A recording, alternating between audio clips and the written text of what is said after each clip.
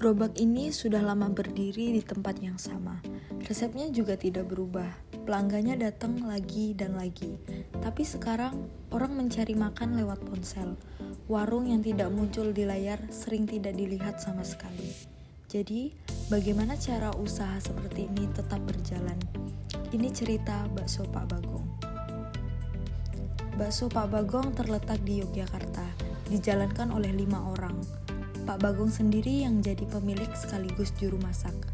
Ada 1 orang yang mengurus jalannya warung, 1 di kasir, dan 2 pramusaji yang juga membantu di dapur.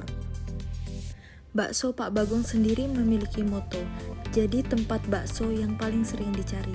Dengan rasa yang tidak pernah berubah, caranya juga sederhana. Dagingnya sapi asli, resepnya juga dijaga tetap sama. Pelanggannya dilayani dengan ramah. Kegiatannya berulang setiap hari. Pagi belanja bahan segar ke pemasok langganan, daging digiling dan bakso dicetak sendiri. Kuah direbus dengan takaran yang sudah hafal. Pesanan dilayani di tempat, dibungkus atau lewat aplikasi. Bayarnya bisa tunai atau non-tunai, dan semuanya tercatat di kasir digital. Sekarang kita lihat apa yang terjadi di luar warung. Dari sisi teknologi, pintunya terbuka lebar. Kris, kasir digital, media sosial, GoFood, GrabFood, semuanya sudah bisa dipakai orang. AI pun sekarang bisa dipakai usaha kecil, gratis atau murah. Dari sisi ekonomi, tekanannya terasa. Harga daging sapi dan gas naik turun, dan itu langsung memakan untung. Jika dilihat dengan kerangka Porter, ada 3 tekanan yang berat. Yang pertama, pesaing baru gampang muncul karena buka warung bakso tidak butuh modal besar. Kedua, pembeli punya banyak pilihan dan bisa membandingkan harga serta ulasan hanya dari ponsel. Ketiga, warung bakso di Yogyakarta sudah banyak, dari warung rumahan sampai yang sudah punya banyak cabang. Lalu, bagaimana keadaan di dalam warungnya sendiri? Kekuatannya nyata, rasanya khas dan sudah dikenal. Bahannya segar dan pakai daging sapi asli. Harganya masih terjangkau. Rasa kuah selalu dicek dulu sebelum warung dibuka.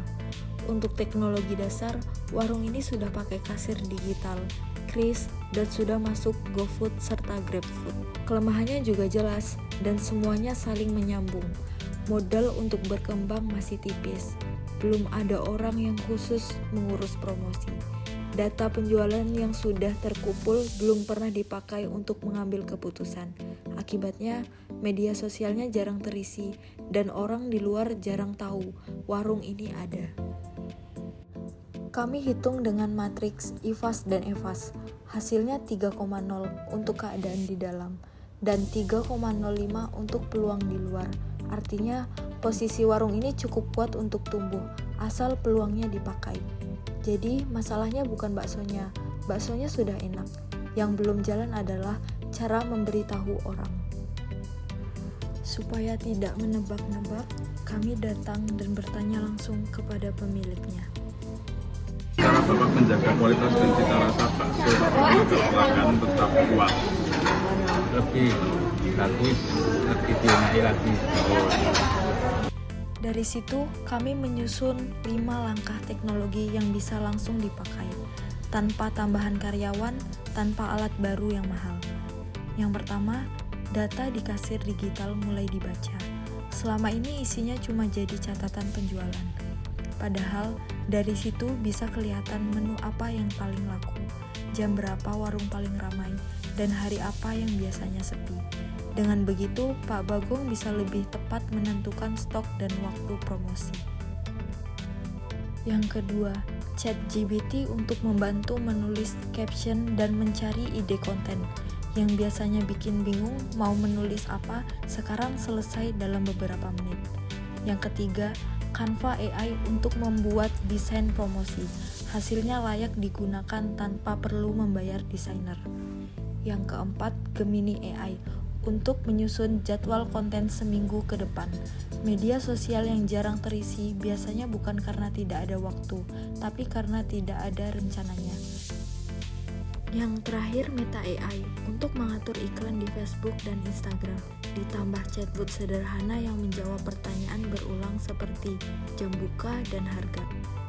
Semua ini tidak mengubah cara Pak Bagong membuat bakso. Yang berubah jumlah orang yang tahu bakso Pak Bagong. Rencana yang tidak punya jadwal biasanya tidak jalan, jadi kami susun urutannya untuk 6 bulan. Bulan pertama belajar memakai AI, bulan kedua menyusun jadwal konten, bulan ketiga membaca data penjualan dan memperbaiki promosi, bulan keempat mulai program pelanggan setia, bulan kelima lihat hasilnya, bulan keenam menyusun rencana selanjutnya. Berhasil atau tidak ada ukurannya. Omset naik minimal 15% dalam 6 bulan. Jumlah transaksi naik minimal 20%. Media sosial terisi 4 konten setiap minggu. Rating di aplikasi di atas 4,8. Dan pesanan selesai di bawah 10 menit. Hambatannya sendiri sudah kami perkirakan. Modal yang terbatas, kebiasaan baru yang butuh waktu, dan harga bahan yang naik turun. Karena itu langkahnya dibuat bertahap, tidak sekaligus. Bakso Pak Bagong tidak perlu berubah jadi usaha yang lain. Rasanya sudah jadi modal terbesarnya.